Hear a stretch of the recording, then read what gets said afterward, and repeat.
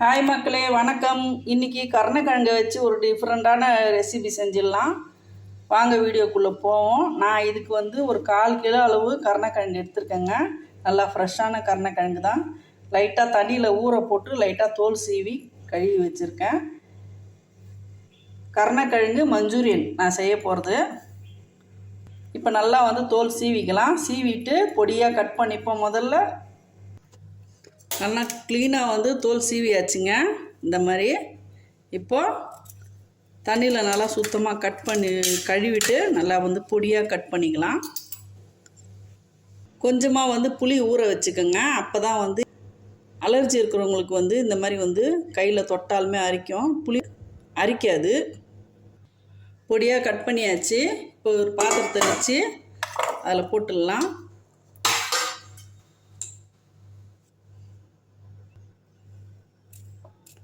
நல்லா கட் பண்ணிவிட்டு இதில் கொஞ்சமாக தண்ணி ஊற்றிக்கலாம். ரொம்ப அதிகமாக ஊற்ற வேண்டாம். லைட்டாக முங்குற அளவுக்கு இருந்தால் போதும். இப்போ கேஸ் ஆன் பண்ணிடலாம். கொஞ்சமாக உப்பு போட்டுக்கலாம்.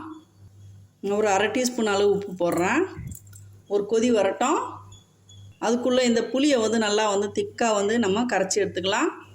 இப்போ நான் புளியை நல்லா கரைச்சி எடுத்துக்கிட்டேங்க. அதில் பாதி நிறுத்திட்டேன். கொஞ்சம் தான் எடுத்துருக்கேன். ஏன்னா காய் கம்மியாக தான் இருக்குது. 1/4 கிலோ காய்க்கு இந்த ஒரு 2.5 டீஸ்பூன் அளவு போதும். ஏற்கனவே காயில் உப்பு போட்டுருக்கிறதுனால கொஞ்சமாக ஒரு பிஞ்ச் அளவு உப்பு போட்டுடலாம். இதில் ரெட் சில்லி ஒரே ஒரு டீஸ்பூன் அளவு ரெட் சில்லி போட்டுக்கலாம்.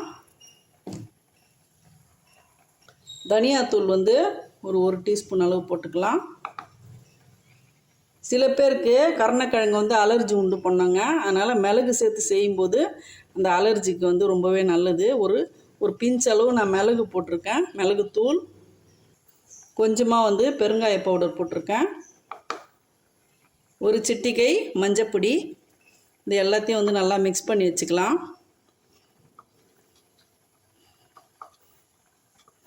நல்லா மிக்ஸ் பண்ணியாச்சு.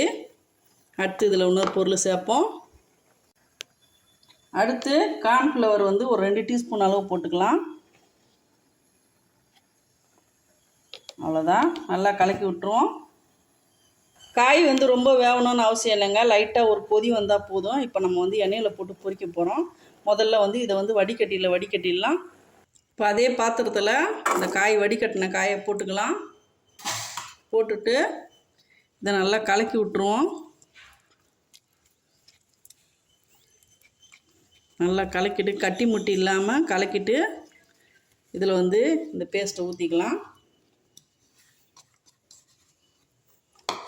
நல்லா கலந்து விட்டுருங்க. இதை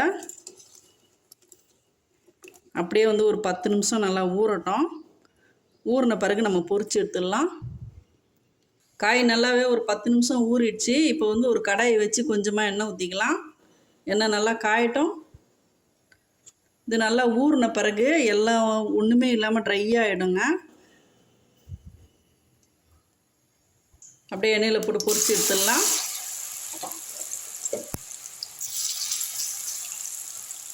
ரெண்டு சிப்டாக போட்டுக்கலாம். ஒரு 2 நிமிஷம் கழித்து அப்படியே பரட்டி விட்டுருங்க. நல்ல மேலே முறுமுறுப்பாகவும் உள்ளே சாஃப்டாகவும் ரொம்பவே சூப்பராக இருக்கும். அப்படியே கூட நம்ம சாம்பார் சாதம் ரசம் சாதத்துக்கெலாம் வச்சு சாப்பிடும்போது ரொம்பவே சூப்பராக இருக்குங்க டேஸ்ட்டு. கருணக்கிழங்கே பிடிக்காதுன்னு சொல்கிறவங்க கூட சாப்பிடுவாங்க. இதில் ஏராளமான சத்துக்கள் இருக்குது. நான் ஒரு 150 கிராம் அளவுக்கு சாம்பார் வெங்காயம் பொடியாக கட் பண்ணி எடுத்துக்கிட்டேன். பழுத்த தக்காளி ஒரு 3 தக்காளி கட் பண்ணி வச்சுருக்கேங்க. ரொம்ப மொறுமொறுப்பாக எடுக்கணும்னு அவசியம் இல்லை. அப்படியே நீங்கள் சாப்பிட்றதா இருந்தால் மொறுமொறுப்பாக எடுக்கலாம். நான் இன்றைக்கி மஞ்சூரியன் பண்ண போகிறேன்.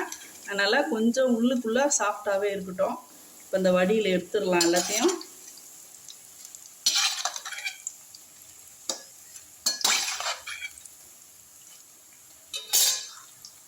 பொரிச்சு எல்லாத்தையும் எடுத்தாச்சு.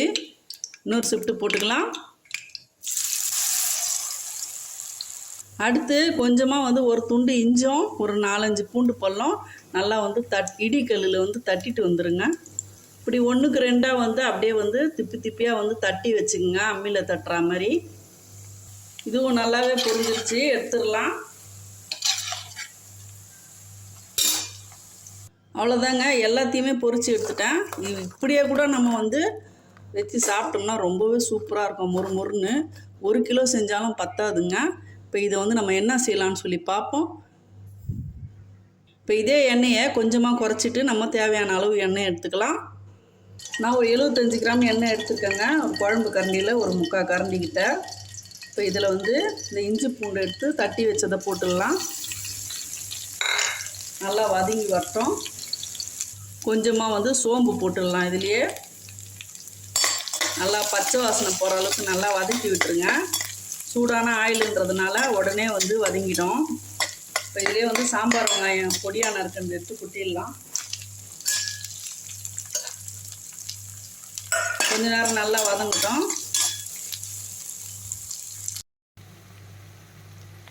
நல்லா வதக்கி விட்டுருங்க.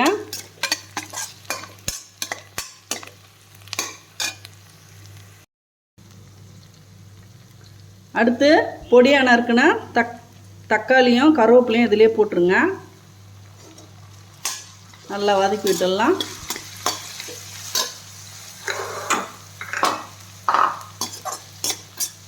தீயை நல்லா ஐயில் வச்சுங்க.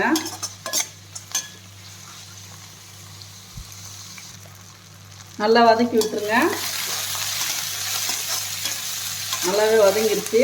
இப்போது இந்த கருணக்கிழங்கு அரிஞ்சு கலந்தோம் இல்லைங்களா, அதுலேயே நான் வந்து ஒரு 1/2 டம்ளர் தண்ணி ஊற்றி வச்சுருக்கேன்.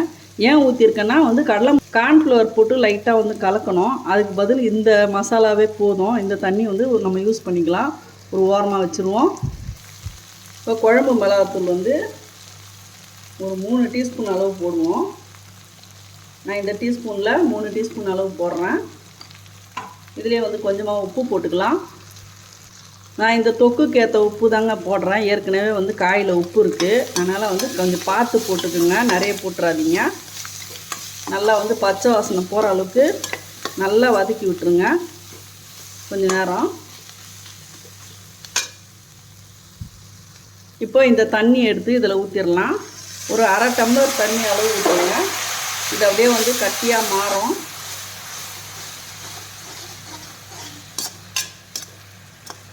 இப்போ இதில் இந்த பொரிச்ச கருணக்கிழங்கு இருக்கு இல்லைங்களா, அதை வந்து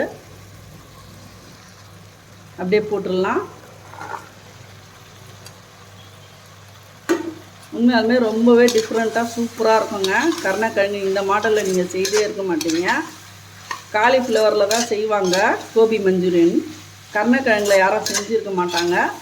கண்டிப்பாக நீங்கள் ட்ரை பண்ணி பாருங்கள். ரொம்பவே சூப்பராக இருக்கும், ஜூஸியாக. எந்த விதமான சாஸ் எதுவும் யூஸ் பண்ணவே இல்லை. வீட்டில் இருக்கிற பொருளை வச்சு பெஸ்ட்டாக வந்து வித்தியாசமாக வந்து ஒரு உணவு கொடுக்கலாம் நம்ம வீட்டில் இருக்கிறவங்களுக்கு. அவ்வளோதான், கேஸ் ஆஃப் பண்ணிடலாம். ஆஃப் பண்ணிவிட்டு கொஞ்சமாக பெப்பர் பவுட்ரு வந்து ஒரு 1/4 ஸ்பூன் அளவு மேலே தூவி விட்டுருங்க. கொத்தமல்லி தூவி விட்டுடலாம். ரொம்பவே அமங்கலமாக இருக்குங்க டேஸ்ட்டு. கருணக்கிழங்கை இதே ஸ்டைலில் நீங்களும் ஒரு முறை கண்டிப்பாக ட்ரை பண்ணி பாருங்கள். ரொம்பவே சூப்பராக இருக்கும், வேறு லெவலில் இருக்கும். சாம்பார் ரசத்துக்கெலாம் வந்து காம்பினேஷன் ரொம்பவே அற்புதமாக இருக்குங்க. எல்லா வகையான குழம்புக்குமே வந்து காம்பினேஷன் ரொம்பவே சூப்பராக இருக்கும். இந்த வீடியோ உங்களுக்கு ரொம்ப பயனுள்ளதாக இருந்துச்சுன்னா ஒரு லைக் கொடுத்துருங்க. கண்டிப்பாக வந்து சப்ஸ்கிரைப் பண்ணுங்கள். நிறைய பேர் சப்ஸ்கிரைப் பண்ணாமலே வீடியோ பார்த்துட்ருக்கீங்க. உங்களோட ஆதரவு எனக்கு ரொம்பவே முக்கியம். வீடியோ பார்க்குற அனைத்து நல்ல உள்ளங்களுக்கும் ரொம்பவே நன்றியை நான் தெரிவிக்கிறேன். தேங்க்யூ மக்களே.